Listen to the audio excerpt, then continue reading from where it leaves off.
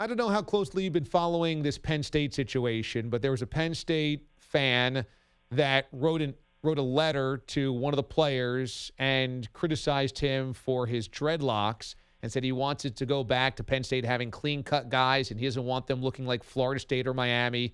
This felt very tinged with racism. James Franklin spoke about this at the podium yesterday, defending his player, saying he's the type of guy that he'd want his daughters to marry. He's an honor roll guy, etc. Watching this, I was wondering if you had an opinion on this fan or the type of expectation fans might have and how it might feel pretty unfair or kind of ridiculous at times if you're a college athlete. Well, I just wonder, I think the big thing for me is you just wonder what would happen if the kid wasn't a Dean's List student, if he wasn't, a team captain.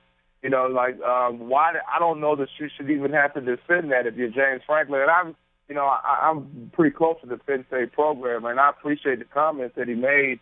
I visit there all the time, but I think that, he was defending the kids unnecessarily in this situation simply because at the end of the day, that's the type of kids James Franklin recruits. And I think that there's a certain expectation you should have as a coach. I think, when you make a statement like that, you're talking about the program in a sense, particularly if you're an alum.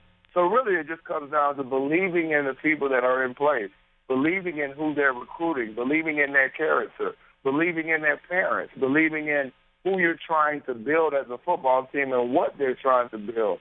And from my experience around the Penn State program, I think they have a lot of very good student athletes, and a lot of those guys have represented the school very well. So I don't think it's as much about the fans as much as it is the fans getting the knowledge of learning, particularly if you're an alum, okay, this is who they're recruiting on a consistent basis. And maybe that's what James was trying to do, was trying to expose that fan to the types of guys that they're recruiting.